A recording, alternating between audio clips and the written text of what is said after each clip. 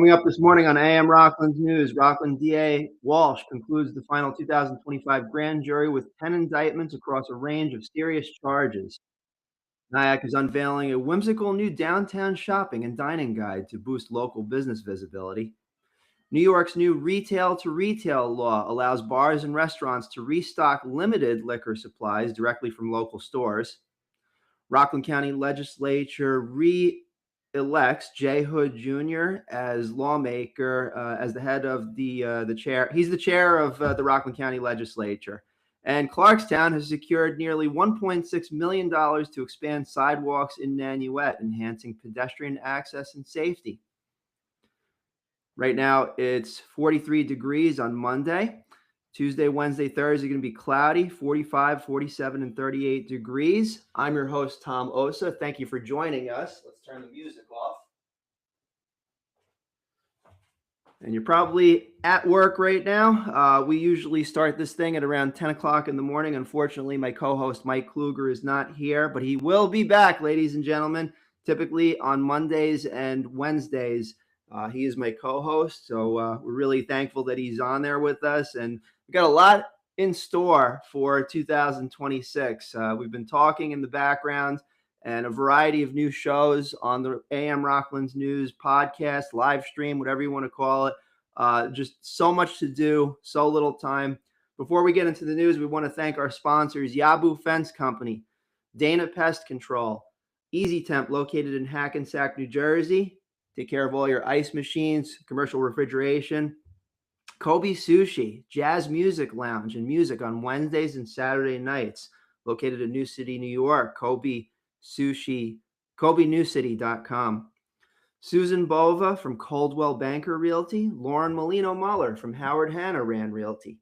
Whole Shot Bagels, located in Haverstraw, New York. They got a great egg and cheese sandwich over there, by the way.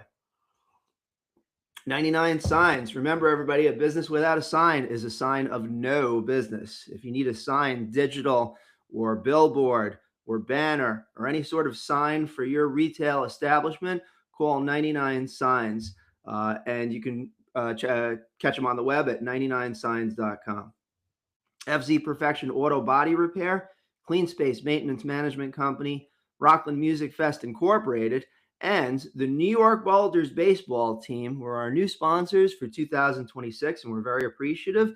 Starting this week, we will be having a sports roundup with our new sportscaster, Tom Brady.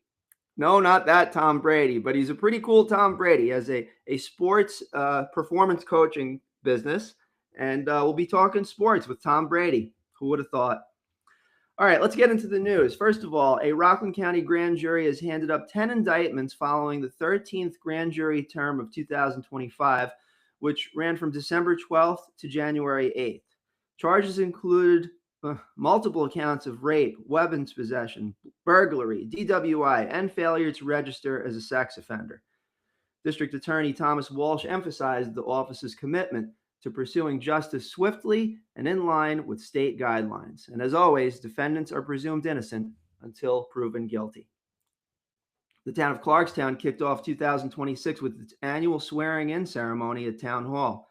Re-elected Supervisor George Holman was joined by council members John Valentino, Michael Graziano, Donald Franchino, and Bob Axelrod, not from the show Billions, Bob Axelrod from Clarkstown, along with Highway Superintendent Bob Malone and Town Clerk Lauren Marie Wall.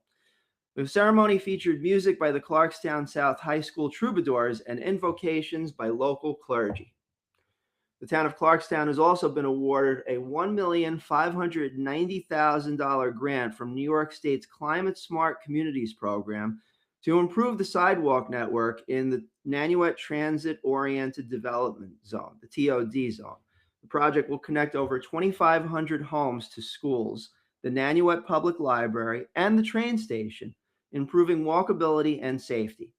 Supervisor George Holman emphasized the importance of investing in infrastructure to support smart growth in Nanuet. Clarkstown recognized January 9th as National Law Enforcement Appreciation Day, thanking Police Chief Jeff Wanamaker and the entire Clarkstown Police Department for keeping the town one of the safest in the nation. And notably, we got a message on social media the other day that Lauren Marie Wall, the town clerk, is going to host another commemoration of Backing the Blue, just thanking our law enforcement for doing awesome work. Supervisor Teresa M. Kenny from the town of Orangetown delivered her annual State of the Town address at the 2025 reorganization meeting, announcing Orangetown's continued fiscal excellence with a perfect 0.0 fiscal stress score. That sounds like something I'd like to achieve one day. And the highest bond rating, AA2, in Rockland County. The town passed a budget under the 2% tax cap while maintaining a healthy $29.8 million fund balance. Kenny emphasized the need to explore creative ways to ease tax burdens and attract new businesses. Key 2025 highlights: Orangetown acquired 6.2 acres of Hudson River waterfront at 149-157 Piermont Avenue in South Nyack for a future passive park. I didn't even know there was such a thing as an aggressive park, but this is going to be a passive park, which is awesome. Legislation was also passed to create a community preservation fund, pending voter approval, of course. The OMM Soccer Complex, otherwise known as OM Soccer Complex, was renamed to honor Dennis Troy for his commitment to youth sports and public service.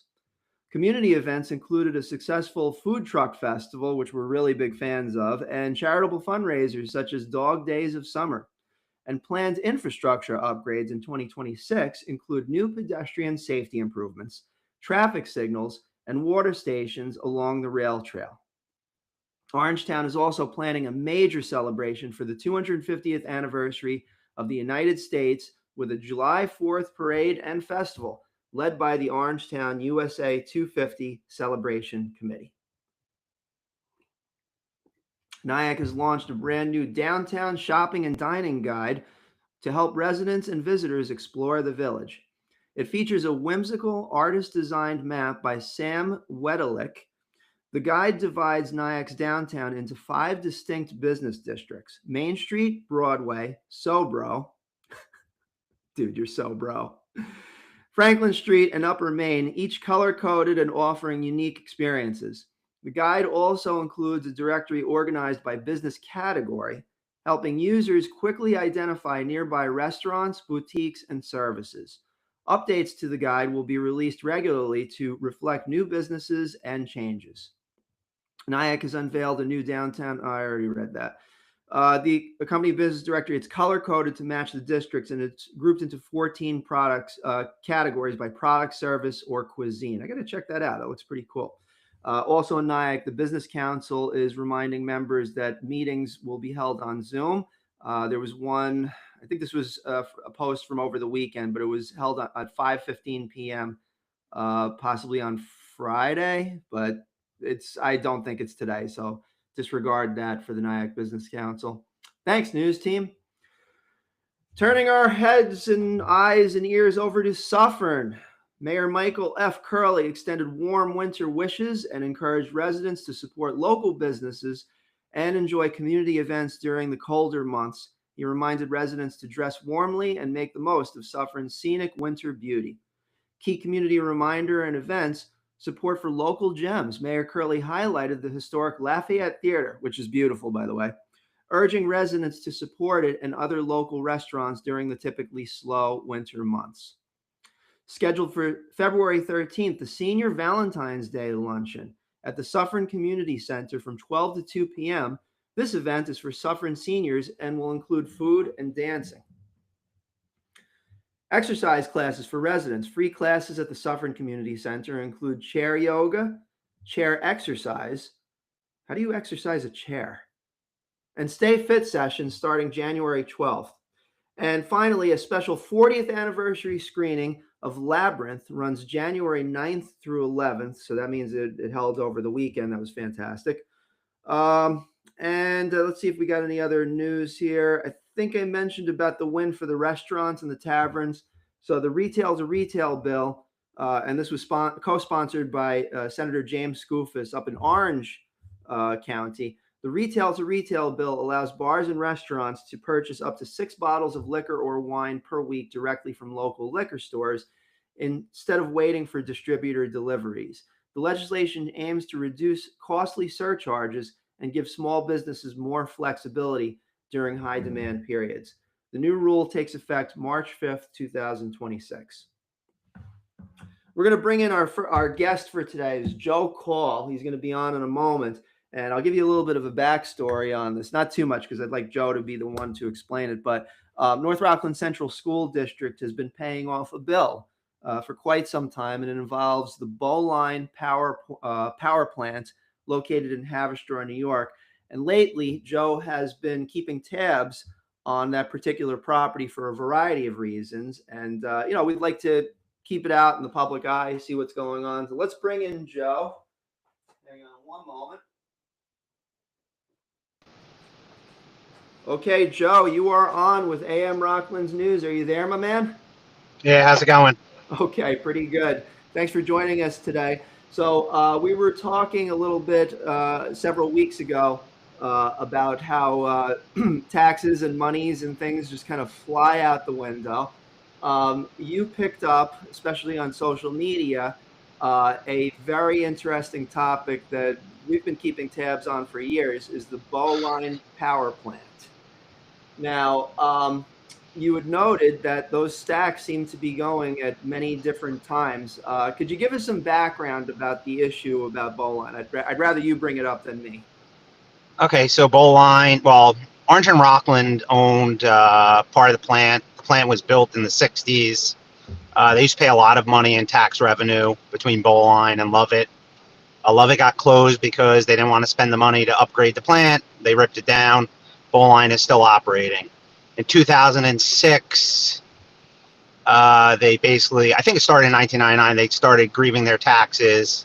And basically, the taxpayers had to, or the school district, first they sued the town, and the town went to the school district, and Howard said, look, we make some money off of it, but you make a lot of money off of it. So they had to go to court. And apparently at the time they had a settlement, but then they had to agree with Stony Point. Now, Stony Point didn't agree to it. And when it was all said and done, at the end of the day, they had to do a 30-year bond to the tune of $330 million. They ended up having to lay out. So 300. Let's say that again. $330 million. Yeah. Works out to be about half of it was interest and half of it was principal payment. So it works out to be about $11 million a year. And the plant, I think in 2014, went on a pilot. So a pilot's payment in lieu of taxes. It's basically a guaranteed payment that they're going to get every year instead of based upon the value of the plant. Mm-hmm. They were paying $48 million. And when the whole thing happened, a huge shift went to the residential taxpayers of the tune of pretty much almost the whole $48 million. Jeez. And so they took on the bill, and it's a point of, a lot of people are like, well, you can't bring it up, you can't do this, you can't talk about it.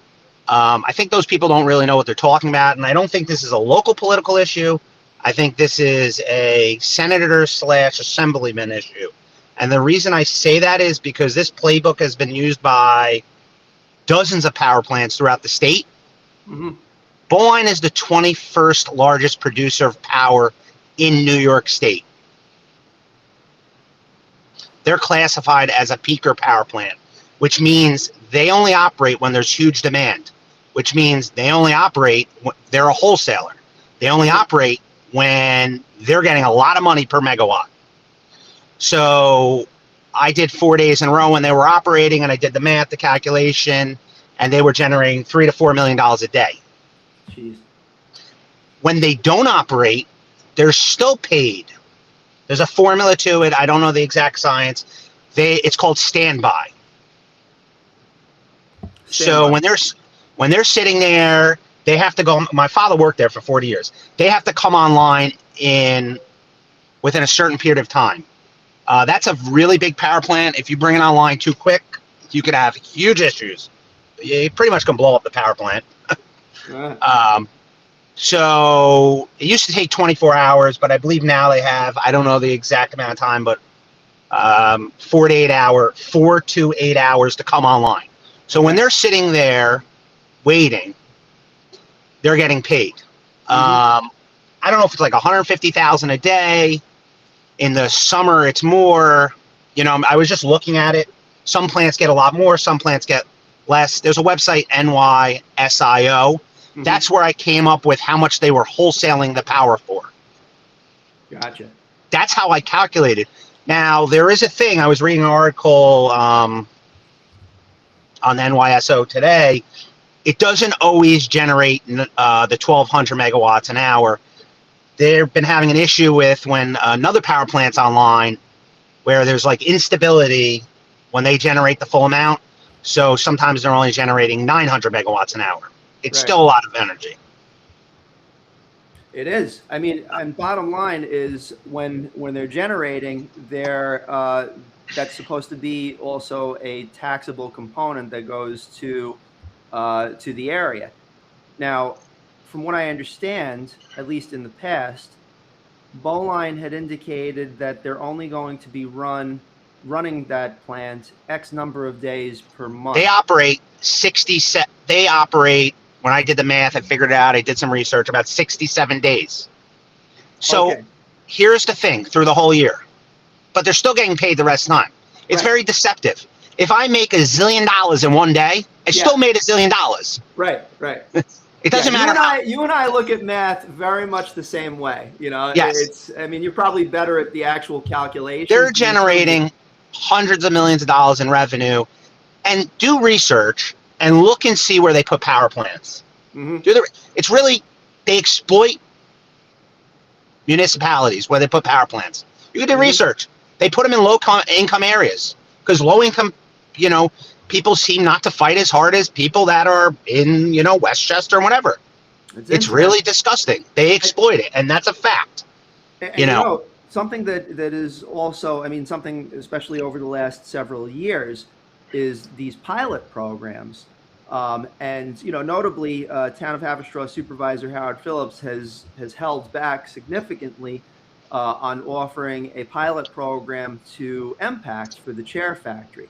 Now, whether that's right or wrong is not my point here. My point really is that these pilot programs, on their face, sometimes they do seem like a good idea, but then it down the line it ends up causing. They're so scared. They are so scared of tax cert claims after the Mirant one. Orange and Rockland started the lawsuit. And if you read the sale of the plant, Mirant, when they bought it for $200 million or whatever they paid, they got all the money from the suit. Yep, exactly. So they paid $200 million and they got $140 million. Something is not right.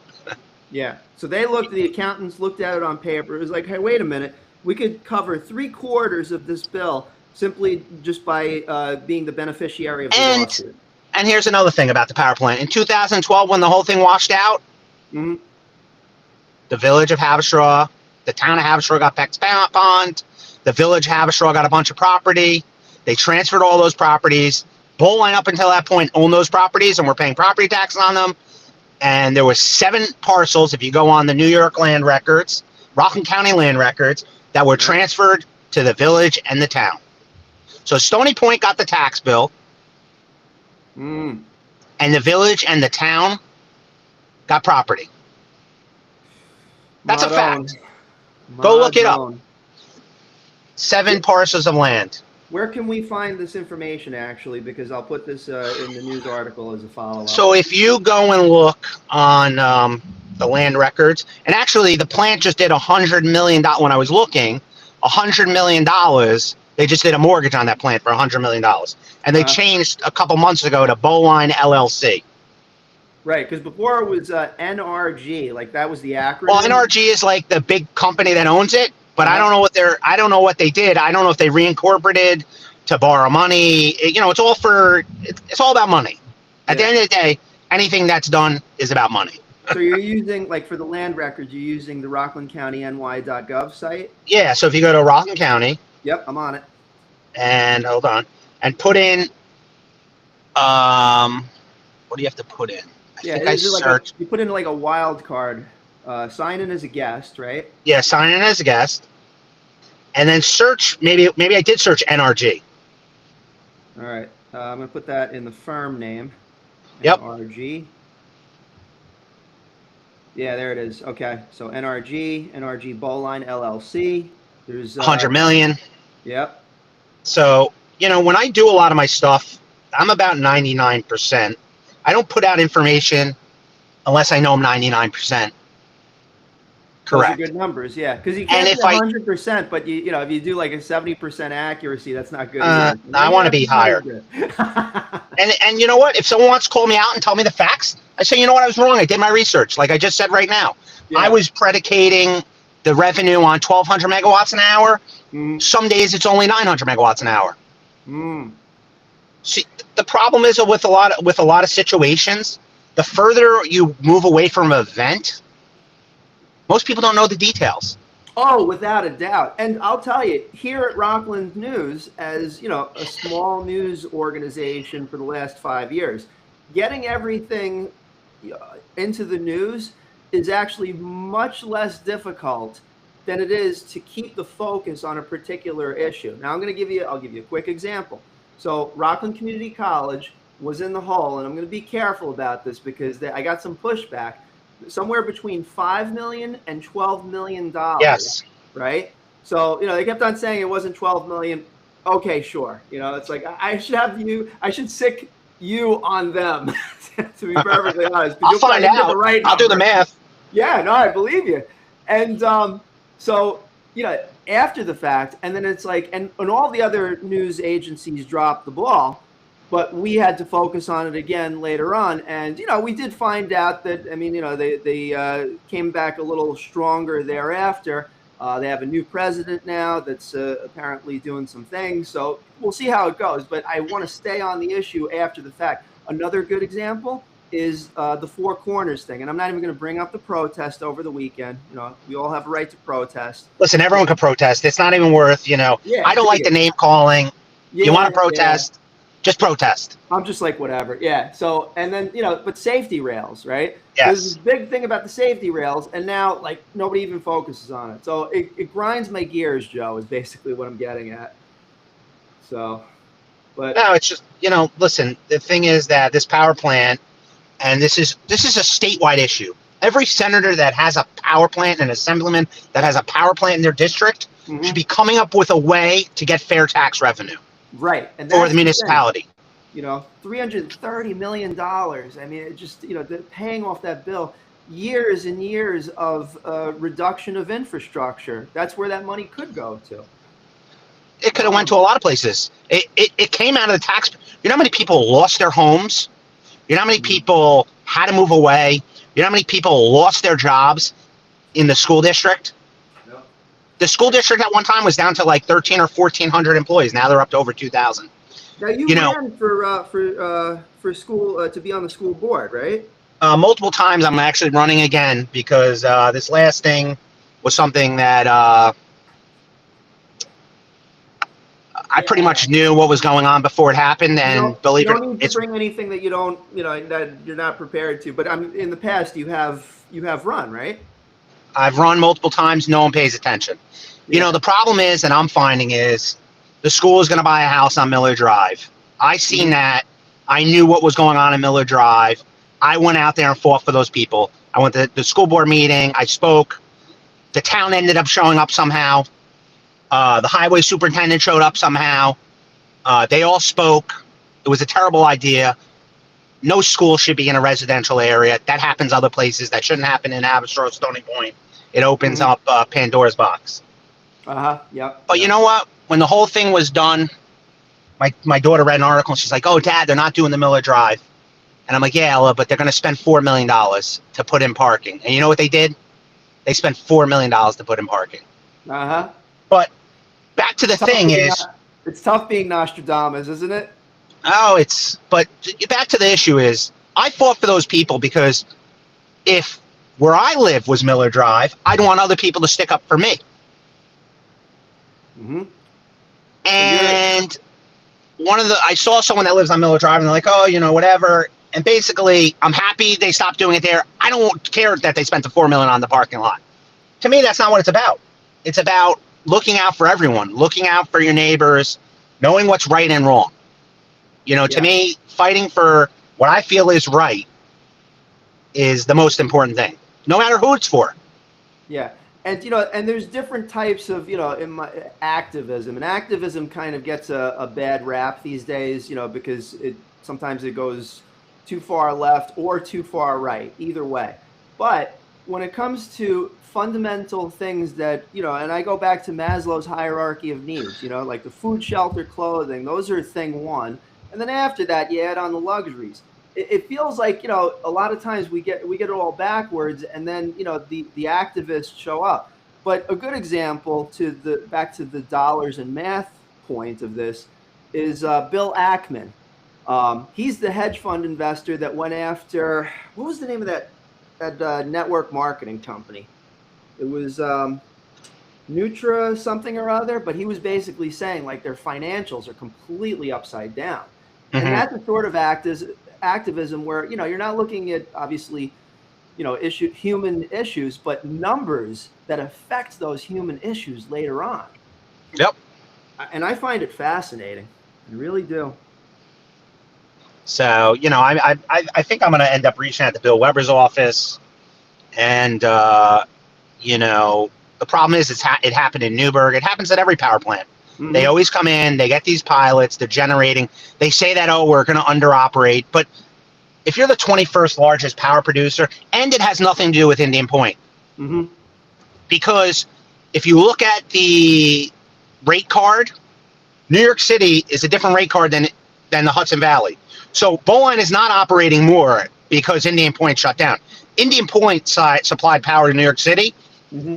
Bowline supplies power to Hudson Valley. Yeah. So don't think that, oh, they're operating more because of Indian Point. No.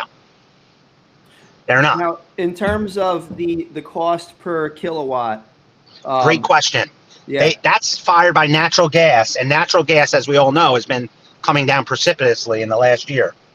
Mm-hmm. So their cost to generate power is definitely coming down. I've been actually trying to calculate how much, you have to figure, there's a formula to figure out how much natural gas it takes to generate that power. Right. I'm not an engineer. I'm not No, I get it. Yeah. But in other words, you got you're doing the math on the value of each kilowatt. I mean, Yeah. So basically, it's very easy. That sheet comes out around 3 or 4 o'clock. Like, Bowline is not going to generate power probably until it gets up to about $80 a megawatt hour plus. Because once it went under, like, the other day it was $30. Okay. If it's like mid-range weather, it's not going to operate. It either has to be really cold or really hot. Mm-hmm. So they come in as they're the reserve for the extreme weather. Well, when they come online, usually the prices drop a little bit too because it generates a lot of power. Mm-hmm. So as they're operating, you generally see day over day it starts coming down a little bit because they generate a lot of power. There's 10 power producers in Rockland County. If you can go and look it up, believe it or not, there's 10 different, but they're the biggest. And then there's a lot of other small ones. And then eventually, I think Rockland Green is going to try to do something with the, they're doing the food recycling.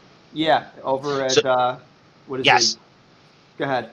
So if you take the food recycling waste and mix it with your sewage waste, it can generate energy. That's like a new energy thing. And that's eventually Howard's goal there with Rockland Green to generate energy. Interesting. Very interesting. So I read that someplace, but that's, the food scrap. Yes, that's right. And just recalling this. So about 2 or 3 months ago, Howard was talking about the food scraps program. Mm-hmm. and we were joking around at that point about, it getting like Back to the Future, where it's like, you dump in, a banana peel and open can of empty beer or whatever, and all of a sudden energy is created. So is I don't that know how it feasible? works, but Yeah. they're definitely going to try to do something like that. And you know what? Hopefully, then the county's generating revenue, and hopefully our taxes can go down again. The county has done a pretty good job for the most part with the taxes. Hmm. It's just every place else. It's these small towns that 8, 9, 10% tax increases. The people can't sustain it. Yeah. Yeah, absolutely. And then, if more power plants end up opening, if we look at any area that slowly but surely goes from rural to, suburban and then urban, that's basically what happens over the course of time. More power plants are likely going to have to open, Well, or those bow lines will end up running all year long. or they were going to put another unit there that was proposed, and then they dropped that. They were supposed to. Hmm.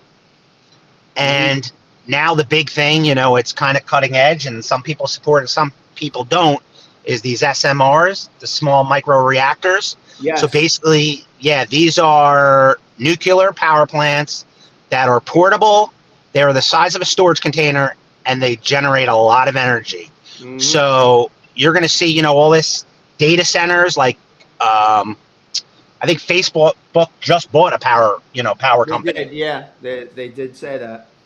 So these SMRs are going to be, listen, it's dangerous, but so are these lithium ion battery storages for energy. That's a big thing too. For SMRs, I have a little bit of a background. There's an organization up in Orange County that I've sat on the board for some years. I think like 7 or 8 years now. Nice guy that runs it. He's got a spot on the river. Is at General Putnam's old mansion. No joke. And Mm-hmm. so there's this creek that's right next to it. So he's been working with West Point to help develop a small plants based on that. But over the last 2 years, they've been kind of switching over to SMRs. I Mm-hmm. reached out to TerraPower, which is that was funded by Bill Gates over the last 10 years. And the idea is to create, if you will, a pilot where an SMR is inside of West Point, buried. Now, from what I understand, and believe me, I look at this, I really do, but I think it's the uranium is depleted by the time it's used. So, in other words, even if it gets hit by an explosion, it can't in itself blow up and give out radiation. But who knows, right? Could be something else. Yeah. Well, the But yeah, military is going to look to use them. that's the thing. And as we get closer to fusion, hopefully those solutions can be because we're going to need more energy. We just Oh, we're in are. an energy crisis. Hmm. Well, look at the prices. The prices are astronomical. It's your bill, your supply, and your delivery costs are the same. Something is wrong. When New York State deregulated energy, Right. this is what this is actually. That's exactly how Mirant Bowline got away with this, because they had 700,000 customers, Right.